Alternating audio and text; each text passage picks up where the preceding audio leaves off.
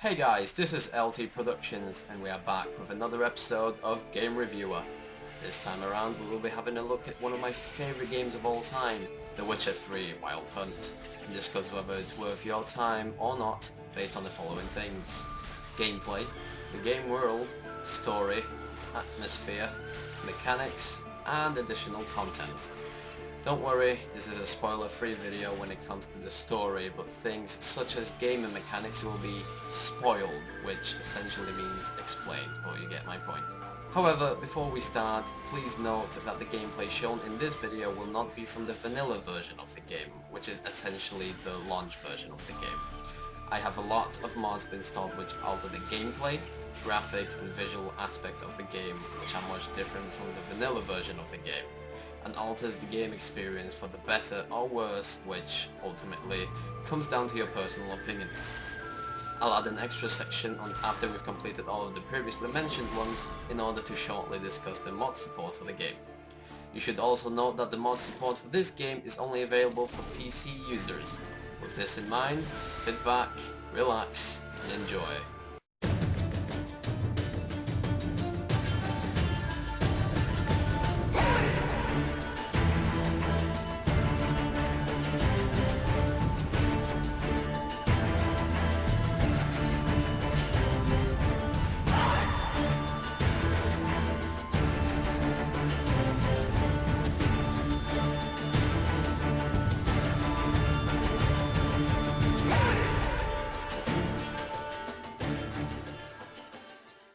This game came out in 2015, which is a long time from now. This might leave you wondering, why haven't you reviewed this game back when it came out? Well, there's a simple reason for that. One, this game is so huge that it took me over 2 months to complete in the first place, whilst also trying to go after all of the side quests and areas possible. There was also 2 DLCs announced at the very launch, so I simply thought to review the game once both of the DLCs were released, and I got to enjoy and explore them as much as I possibly could. This is why I didn't review it back when the game launched. I just didn't want to review the game and its DLCs separately, so I thought to review the game and its DLCs in this one video. Regardless, let's get into the first section of the review, which is gameplay. Gameplay is one of the most important parts of a video game. It can make a game with a captivating story, interesting characters and the most impressive of worlds be not so good. However, this is not the case with The Witcher 3. Many people complain about the combat system in the game, but I simply think they're just bad at the game and the combat system is too difficult for them to actually learn, especially on higher difficulties such as Deathmarch, which is the toughest difficulty setting in the game, where enemies can kill you within 2 or 3 hits if you have no idea what you're doing. Anyways, the combat system. The combat system in this game is simple yet complex at the same time.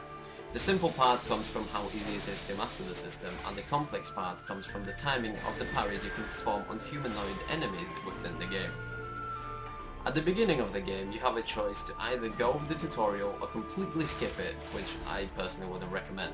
Regardless, if you choose to go ahead and learn the tutorial on the combat, the game will hold your hand throughout the entire tutorial until you get familiarized with it, which is one of the only bad things I can say about this game. However, that's my opinion only, as I prefer it when games leave it to you to discover everything and familiarize yourself with its features. Back on the subject of the combat system, it can get a little wonky at times, especially when you're fighting large groups of enemies, as the main protagonist, Geralt, can sometimes focus on the enemy you don't want to focus on. However, this is simply fixed by locking onto the enemy you want, though this will also focus the camera so that you are always looking forward, not allowing you to see what is going on behind, the left or the right of you, where you currently are, which is why I usually prefer not to use the lock-on system unless I am fighting a single enemy, which is pretty rare occurrence in this game. There's also Gwent, which is basically a game within a game. It's a card game which is introduced to you shortly after you arrive in White Orchard, which is the starting area for the game, besides the prologue. It offers a lot of fun and frustrating moments, as well as more cards you can use within your card decks, which can be obtained by purchasing them from different vendors, winning them over a game of Gwent, or finding them in a world, which is the precise reason why you should explore. while we're still on the gameplay section, let's talk about exploration. The game itself offers many different locations, such as dark caves in which you can use a torch in order to properly explore, and places of interest marked with a question mark on your map, where you can find many different things such as bandit camps, slaves to liberate, monster nests to destroy, or a stranger to accept yet another quest from. The game offers so much that even an alternate movement response was implied into the game with the 1.07 patch, which simply offers a quicker animation for when Geralt is changing directions, making it easier to avoid walking off a cliff if you're quite clumsy or just taking in the beautiful world of this game, because wow, it's just tough not to. God damn it. Relative to the statement I just made, let's move on to the next section. As I mentioned previously somewhere in this video, the world in this game is quite large. After all, it takes between 150 to 200 hours in order to fully explore for a person who just started the game. The map is divided into 4 sections, not including the DLC section, which you can fully explore and have fun in. One of which is an area from the first game, which came out in 2007, which is a decade ago. Think about that for a moment. However, this time you can explore the place fully, unlike in the first game, as the area served only as a tutorial and a prologue. The other sections of the world, the White Orchard, Velen and Novigrad, and Skellige Islands, you can fully explore, and there's much more to do than in the previously mentioned section of the game, Kaer Morhen, which is a school for witchers from the Wolf School, but that's lore. I'm not going to talk about that here. It's a review. As mentioned previously, the game offers caves, places of interest, and large cities that you can enjoy and explore without the fear of being mauled to death by ghouls, or vampires, or drowners, or neckers, or rot fiends, or golems, or such. Oh, I'm in the city part. Forget being safe if you go exploring, seriously. You better be prepared, because there's a bigger variety of different beasts than I've just mentioned. Anyways, with the game world mentioned and explained, let's move on to the story. Don't worry, I'll try not to spoil anything.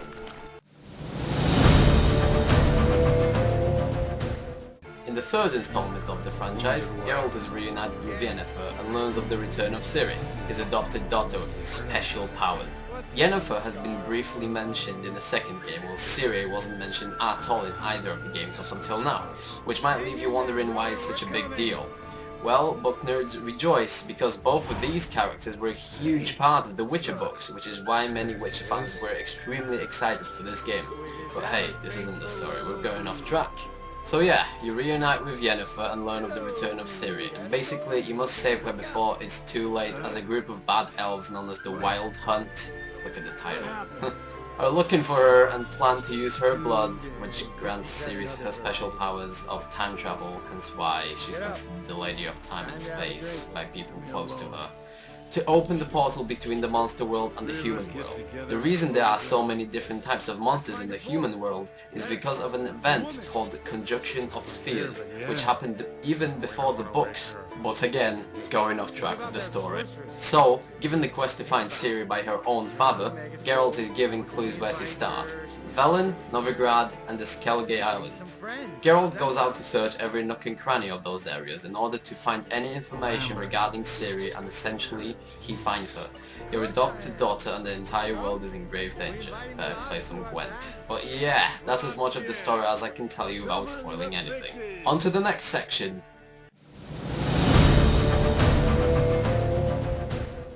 A really short section, as this one really explains itself. When you're in a cave, the game makes you feel like you're in a cave.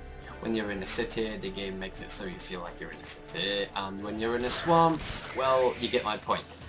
The music,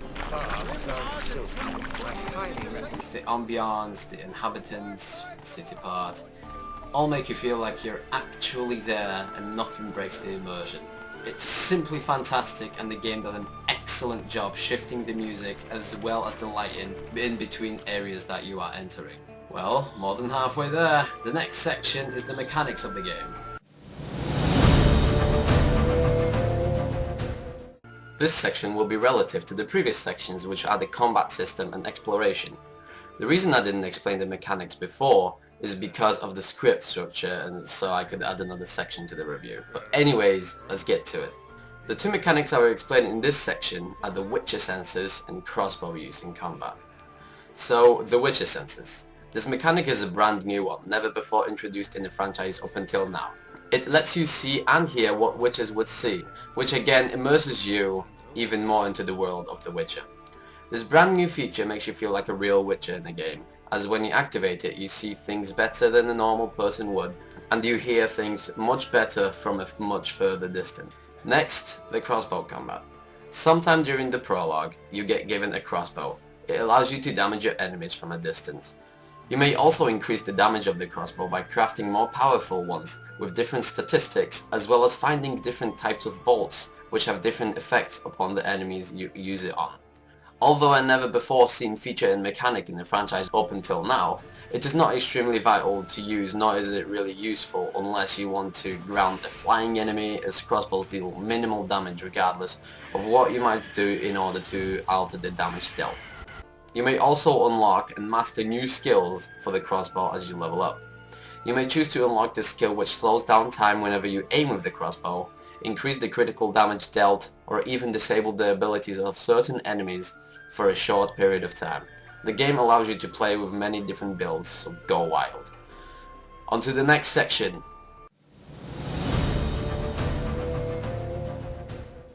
Now to discuss the additional content for the game. The game was given 16 free pieces of downloadable content over the course of a few months since the launch of the game, as well as 2 expansion packs titled Hearts of Stone and Blood and Wine. The 16 free pieces of DLC included brand new armors, weapons and quests, as well as alternative looks for some of the characters in the game. Meanwhile, the 2 expansion packs offered new locations, which many considered to be a game within a game because of how big they were. The Blood and Wine DLC was also given 100% positive feedback on Steam, which is something no other game or DLC has ever achieved before. Although currently the feedback for this piece of DLC sits at 98%, which is still very impressive. Both expansions offer more playtime, new quests, more locations and brand new storylines for you to go get immersed in and explore. CD Projekt Red also released a Game of the Year edition of the game, which includes the base game, the 16 pieces of DLC and the 2 expansion packs released, so you can get all of the DLCs without the need to purchase a season pass or buy the DLCs separately, thus saving you money. Well, not over yet. Remember when I said that after I'd cover all of the main sections I'd add an extra one for mod support? Well, you probably don't, but it's good that I have a script that has everything laid out very neatly for me to remember.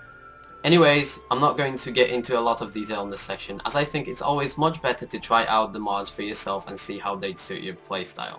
Although, I'll tell you where you can get these mods. The website is called Nexus Mods, and you can not only get mods for The Witcher 3 down there, but many other games as well, such as Dark Souls or Skyrim.